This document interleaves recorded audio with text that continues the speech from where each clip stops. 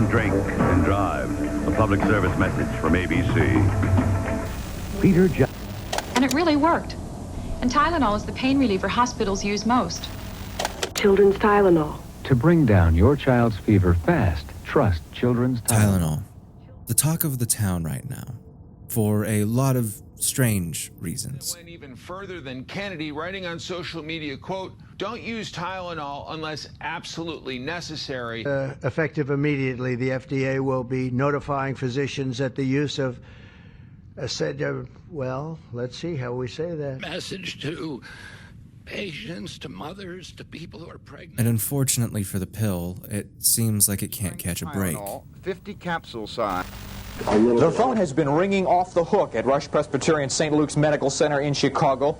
It's the regional poison control center for the entire Chicago area.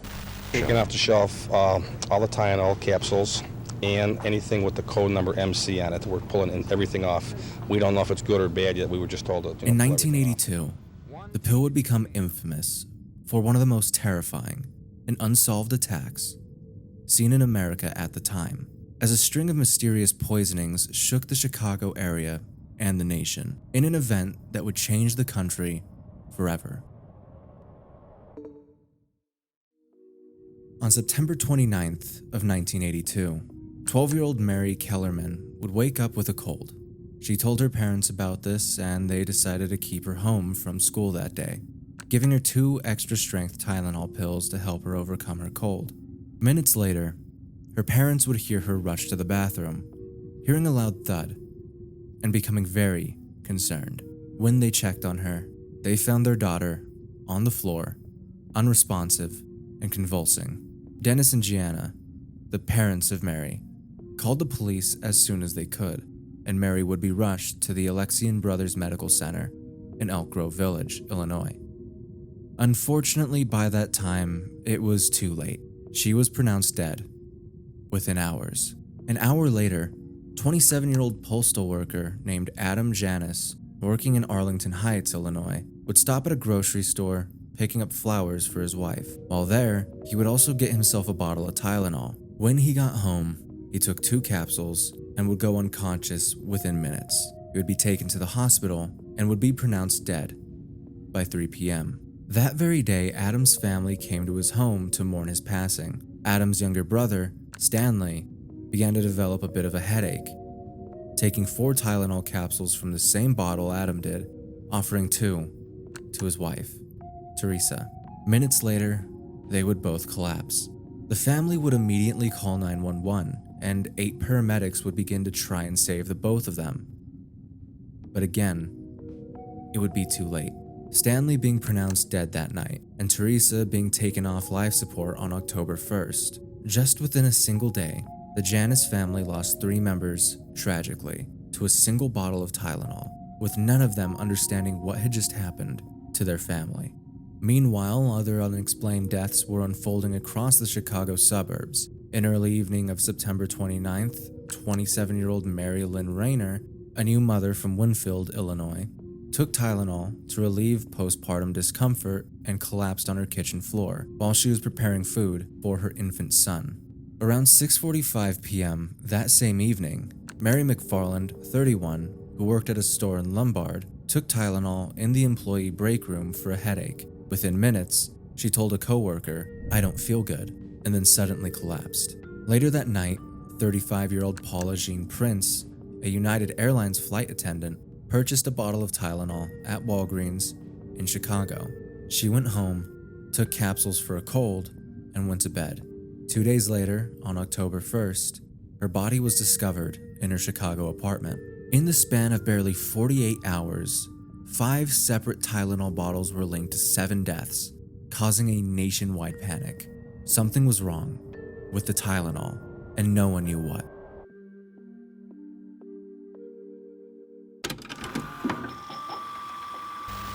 Up on our Nightcast tonight at 11 o'clock, you'll find out whether your Boston gas bills are going up, and if they are, by how much and when. 5 people are now dead, 1 in critical condition after taking extra-strength Tylenol, bottles of the pills with the serial number MC2. We would like them to get it out of their home. This product may be contaminated with cyanide. Cyanide happens to be a drug that can cause sudden death. Paula was murdered. She was just murdered. This could go on. Back again on September 29th, 1982. Later that day, after the death of Adam Janus, the doctor who was looking after him at the Northwest Community Hospital was told that the family was coming back, thinking at first that this was due to their grief. Learning quickly it wasn't. When Stanley and Teresa arrived at the hospital with the exact same symptoms as Adam, the medical staff began to think that something inside of the house was causing these deaths. The staff began to quarantine Adam's wife and children and began an investigation into the home. Believing the family had been poisoned by something, but with no idea of what it could be, they would call in the Rocky Mountain Poison and Drug Safety Center, who, after getting samples of the blood from their victims and analyzing the symptoms, they concluded that they were dealing with a cyanide poisoning.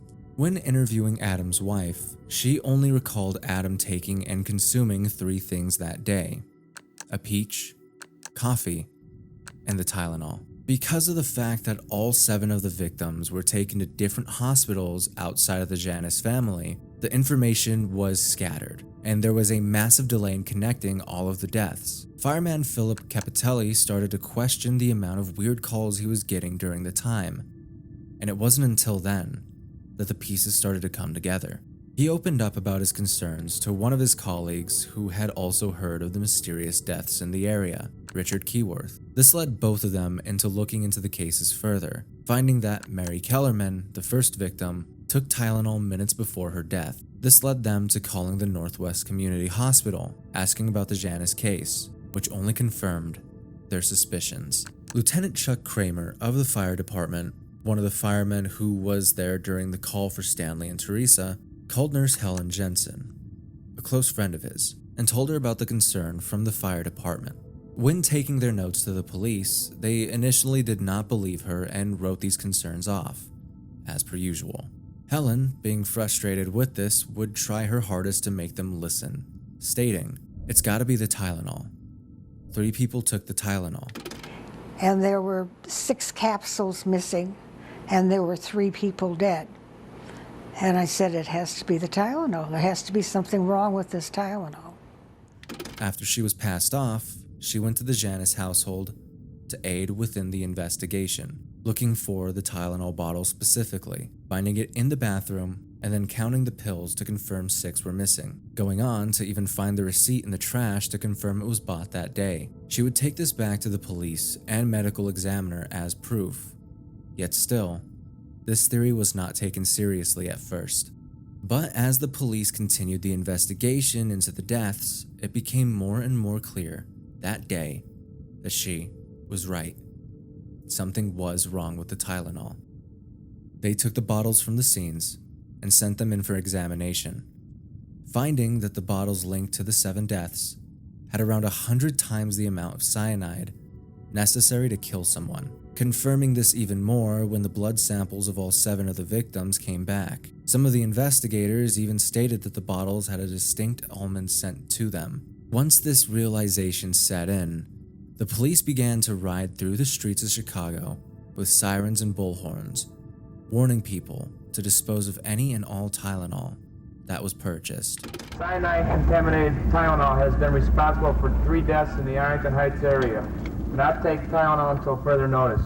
Arlington Heights police demonstrated tonight how they have been warning residents throughout the day. And in Chicago, police notified all officers. Public health workers went door to door, handing out pamphlets, and stores were pulling Tylenol off the shelves as fast as possible. The panic of this event hit cities so bad that it even led to the canceling of Halloween that year, in fear of a copycat attack. And within the first week, it's estimated that over 90% of Americans knew about the Tylenol murders. This led to an influx of calls into poison control centers out of sheer fear of taking something contaminated. On October 1st, Chicago's Mayor Jane Byrne banned further sales of Tylenol within the city. This all led to Johnson & Johnson, the manufacturer, issuing a nationwide recall of over 31 million bottles of Tylenol, becoming the first ever mass recall in American history, costing the company over $100 million at the time. The company, after taking as much of the recalls back as possible, tested over 10 million bottles, only finding 50 laced pills inside of 8 bottles, 5 of which were from the victims. 2 were unused, and 1 was sent back. They found it was only the capsules of Tylenol that were affected, and only in the Chicago area. This eventually led to Johnson & Johnson putting up a $100,000 bounty for any information on who may have done this. The bounty, to this day, has never been claimed, and still, we have no idea who did this. It was concluded by the investigation that the contamination must have happened either within the stores the bottles were sold in or at the home of someone who purchased them before bringing them back, and not at a factory. All the tampered bottles came from different production lots and manufacturing plants. On top of this, it was fully localized to Chicago, meaning it would have had to be tampered with locally. The working theory, which became generally accepted, was that the perpetrator bought several bottles of extra-strength Tylenol capsules from various stores in the Chicago area, opened each capsule, dumped out the acetaminophen powder, refilled the capsules with cyanide, and then returned the bottles to the store shelves to await unsuspecting customers. But why? Why do this? It's such a random attack with seemingly no target. During this time, medical bottles had no safety seal onto them, and it wasn't really thought that someone would go out of their way to poison random individuals for what seemed to be nothing.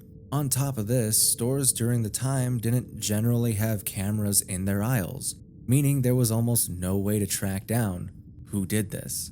And to this very day, not a single one of the suspects has ever been pinned down for the Tylenol attacks. So, who exactly were they? In short, we are encouraged. We think we're on the right track.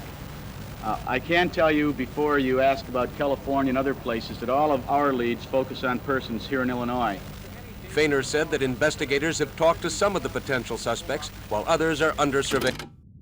These murders started one of the largest law enforcement investigations in Illinois history, gathering a 15-agency command post together to coordinate thousands of leads, theories, and eventually leading to some key suspects.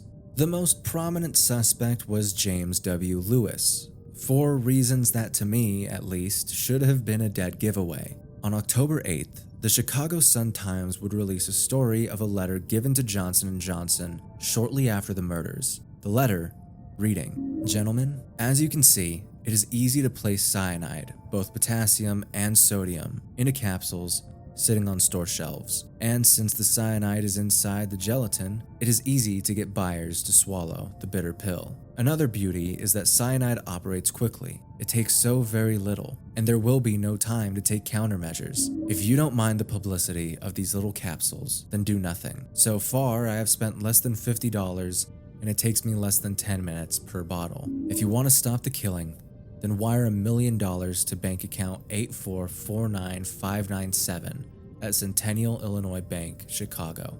Don't attempt to involve the FBI or local Chicago authorities with this letter. A couple of phone calls by me will undo anything you could possibly do." This letter was almost immediately linked through fingerprints found on it to James Lewis, who was already on file for fraud and was a suspect in the murder of a man in Missouri in 1978, in which the only reason this charge didn't land is due to the fact that he was never read his Miranda rights, meaning all evidence collected from that point forward was illegally obtained. This sparked a nationwide manhunt for Lewis, who on December 13th would finally be caught and arrested in New York City, extradited to Chicago to face charges of extortion, as they couldn't technically prove that he committed the murders. During his interrogation and trial for the extortion letter, Lewis denied actually poisoning anyone, claiming he only wrote the letter to harass Tylenol's parent company or to point authorities towards someone else.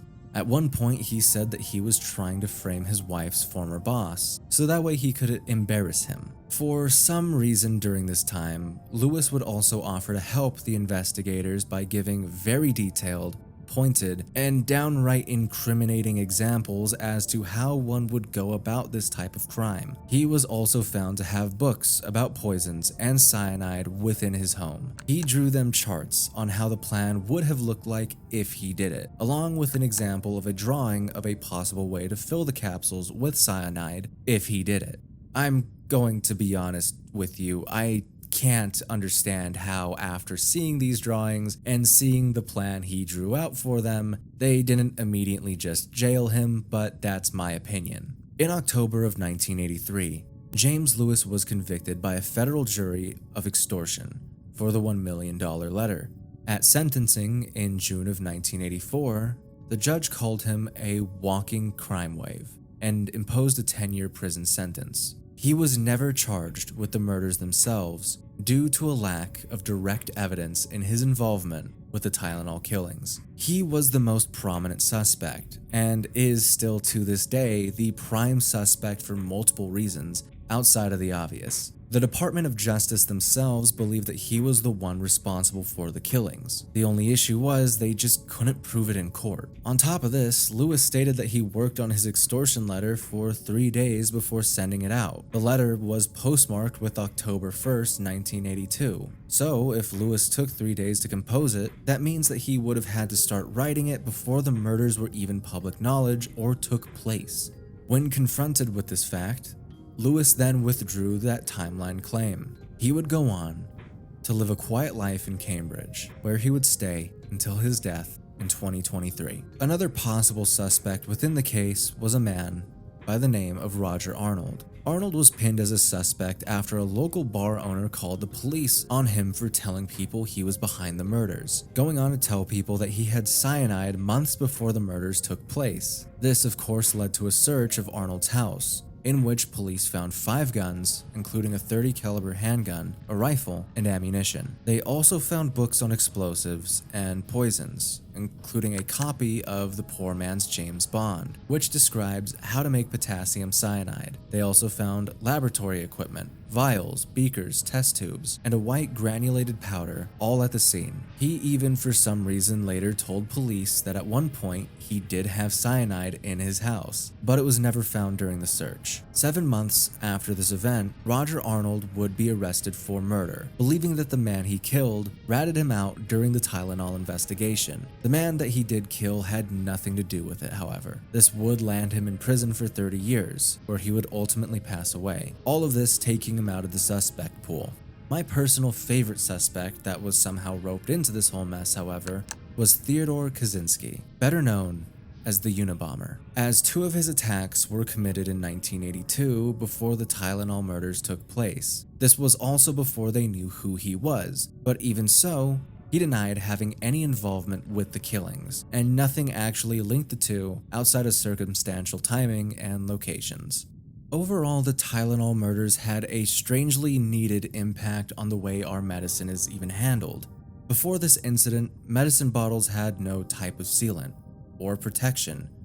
You buy them from the store, and from there you could unscrew the cap and take all of your pills hassle-free. After this, Johnson & Johnson would immediately stop all advertising for their products, recalled all Tylenol on the market, and a couple months later, re-released Tylenol capsules onto the market with safety packaging and tamper-evident sealing.